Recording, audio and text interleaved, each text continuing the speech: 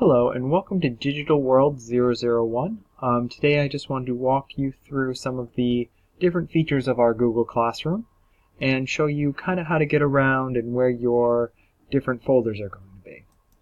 So this is kind of what the website looks like so far. We have course overview, announcements, questions, quarter 1, quarter 2, digital toolbox, instructional videos, and homework box. So my kind of goal here is to have everything in its own place and to make sure that everything is easily navigable for the students and for anyone else who's looking at the class. So first we're going to look here in course overview. You can see that I have a little description of what the class is going to be, the welcome letter to the parents, my standards and objectives, and my syllabus I haven't created yet, but that's going to go here. And each one of these is links so that you can click on it and it will pull up whatever information is there. In announcements, this is where I'm going to include anything that the students might need to know, or if they want to include anything in there. This is really just any announcements that they want to make, even if it's about a sports game or the class or anything like that. Something where we can put things in there about the school or about the course or anything like that.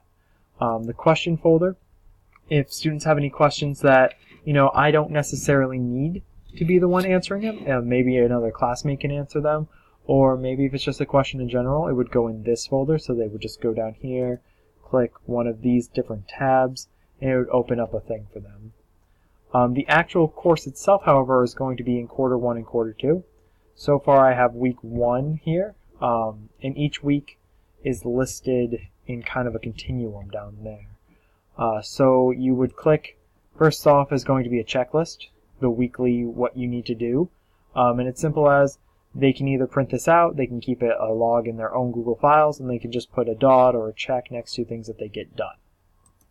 The other thing is the module, which they're going to go in here and it's going to open up a page where it gives them a greeting, the goals for the week, a little description, and then the materials and assignments. And each of the blue things are linked to different web pages or diagrams or websites that I would hope that the students would use. So for example, this week is mainly getting their account set up. So looking at Google Classroom, watching the video, taking the quiz, signing up for a kind of annotation account, whether it's Diago, Annotate, or Kindle for PC, and then creating a Blogger account, because a lot of what we're going to be doing will be on Google Blog or on another blogging account that they can use so that students can keep an ongoing track, kind of like a reflection journal of all of their materials and activities. Then there's going to be the digital toolbox. Here's where I'll keep any tools or any websites that might be helpful. My goal is to mainly make them free websites because money's tight for a lot of kids' parents. So I'm going to mainly keep them free and possibly Google based, just because it really meshes well with Google Classroom. Instructional videos are going to be where I keep things like my RLOs, any YouTube videos, or any videos that break down the material that we're looking at into easier and more manageable chunks. And as you can see here, add class comments. So students can, if they find something on annotation or on digital posters or on Google Draw or any of the other things that we're looking at, they can actually post their own YouTube videos or other videos here for the class to see. And then finally, the homework box is where I'm going to, any assignments I give them will be here. They just have to click it and pass it in. And so I would go here, create assignment, and then I can actually create when it's due and a few other things for that.